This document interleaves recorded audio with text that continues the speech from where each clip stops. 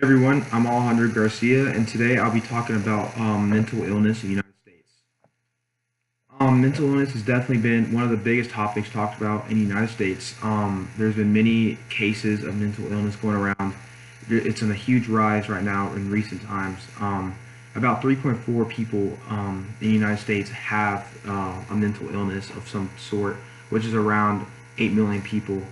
And one of the craziest things about that is that more than half of the 8 million people that have a mental illness are all teenagers between 12 and 17.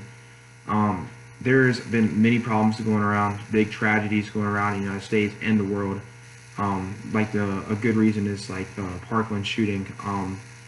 Every time there's a big shooting or there's a bombing or something, every time there's going to be mental illness talked about because it's a big topic because they believe that many times that when something like that happens, it's because of mental illness, which is true to a certain extent, or sometimes just pure evil.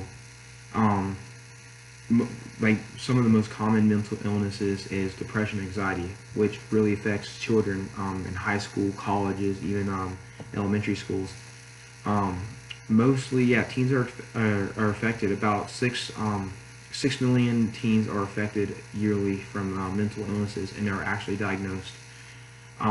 Another big factor to mental illness is low-income families. Many of the families that have low income cannot afford food. It's hard for them to pay rent and have a good living. And another big thing is they cannot afford a healthcare.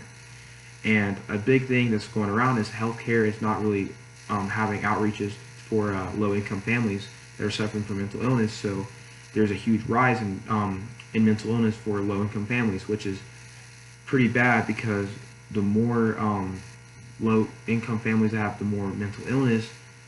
It's just going to increase every year. So we need to start figuring out ways to outreach people that need help because it's just people are just going to continue to have bad mental illness. Um, Another thing a lot of people are talking about is the new generation of the 21st century, or Generation Z, also known as like post 9/11 kids. The reason why they say that is because they feel a lot of people are saying how ever since 9/11 there's been large economic and national insecurities going on because of terrorist attacks and school shootings, which have started to become a norm, which is insane to think about. Um, so a lot of kids every day can go to school scared about something. They can be scared about, oh no, is there going to be a shooter today? Is there going to be another terrorist attack in the world? So a lot of kids are starting to have a lot of insecurities about themselves and what's going on around their environment every single day, and that becomes a big stress factor, in which can lead to mental illness. Another thing is a lot of kids are starting to become more like a lot of kids are freaking out about the amount of stuff they have to do, like homework, and they have a lot of stress on them from bullying and social media. Social media plays a huge role in mental illness because a lot of people believe in everything in social media, and they feel like, and they can get bullied. They can feel like they need to lose weight or gain weight, so it causes lots of mental illness and stress and anxiety, which has played a huge role because of social media. Another huge thing that's going around with mental illness is the college students. College students have had almost an all-time dropout rate in 2018 in counseling. Counseling has reached massive numbers compared to a few years ago. So around like 2015, there was around 68,000 college students reportedly going to counseling services that the university provides.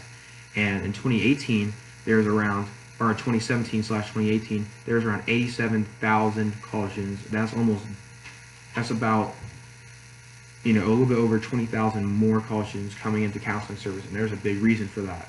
There's a lot of stress. It can be relationships. It can be social media. It can be, yeah, just like the fear of shooting. There's just a lot of factors that go on when it comes to increasing mental illness. And I have a chart here showing mental illness. So in 2000, or in 1950, there's about 1.3 million people um, with mental illness that were reported. And then when it hit to 2000s, there's around 3.6 million people, so it about tripled. And then in 2018, there's about 8 million people, so that nearly tripled completely again. And that just shows that mental illness is becoming a very serious thing. It needs to be a big topic talked about so that there can be things changed about it. And all my references, I like to announce.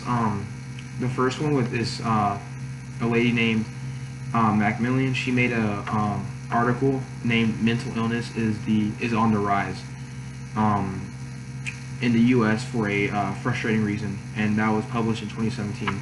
Next citation is P. Lusk. The name is the article's name is "Cope for Depression and Anxious Teens 2012," and the next citation is it's an article named "University Dropout Rise Due to Mental Illness," and that was published in 2017. And that is it for my presentation about mental illness. I hope you guys enjoyed and learned a little bit more about mental illness and how serious it is, and how it definitely needs to improve. And hopefully this is a good topic for you guys to discuss with your friends and family, and maybe you guys can make a change yourself. Thank you so much and have a good day.